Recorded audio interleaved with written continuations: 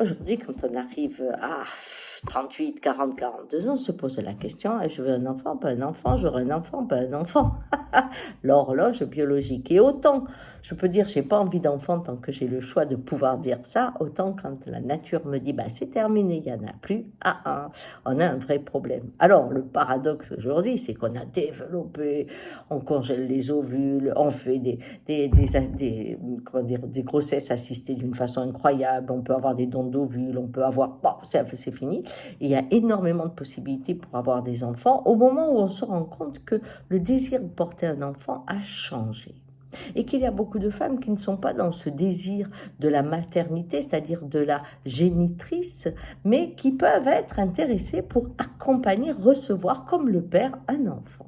Ce qu'on trouve dans la nature d'ailleurs, on trouve des femmes, des animaux, il y a celles qui portent l'enfant, puis il y a celles qui s'occupent des enfants, on le trouve notamment chez les loups. Eh bien, on retrouve cette liberté chez beaucoup de femmes où l'enfant n'a pas besoin de passer par son corps pour être sien. Alors, qu'est-ce qui a amené ça? Eh bien, avoir un enfant, à un moment, c'est une question de survie pour une femme. Tout simplement parce que si elle n'avait pas d'enfant, elle était soit à l'église, soit dans la rue au tapin, soit elle était l'esclave d'esclaves. C'était la survie. Un ventre assurait votre vie.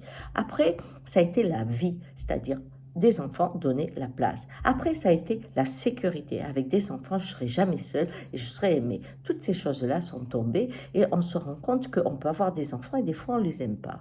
Et vice-versa, les enfants ne vous aiment pas, que vous les avez aimés, mais vous êtes quand même seul et que des fois, eh bien, vous êtes toujours à charge de vos enfants, mais eux peuvent être à charge jusqu'à la fin de votre vie. Donc, ce n'est même pas une sécurité financière.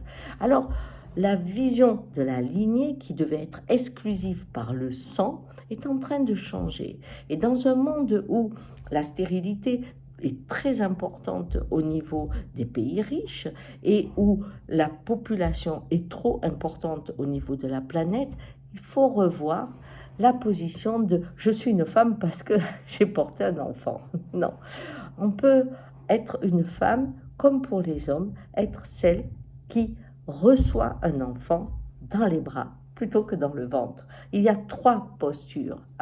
C'est géniteur, père ou mère, maman ou papa. On peut avoir les trois, mais on peut en avoir que deux ou on peut en avoir qu'une. Et je crois qu'aujourd'hui, les lignées qui vont naître sont des lignées où on va donner du sens à ce qu'on fait.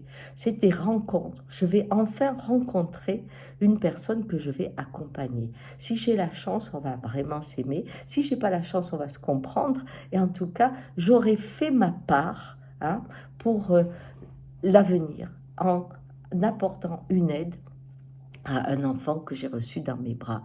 Il y a quelque chose de ce genre qui va se développer parce que la peur de la solitude ne sera pas suffisante pour avoir un enfant, le besoin d'être dans l'immortalité non plus, parce que nous rentrons dans une autre dynamique du futur et que les femmes ont changé, en tout cas pour celles qui ont la chance d'être libres et autonomes, et qu'elles sont des êtres à part entière, ce qui fait qu'on retrouve des comportements similaires à ceux des hommes, c'est-à-dire capables d'accueillir, d'être toujours adoptifs, mais avec amour et grandeur.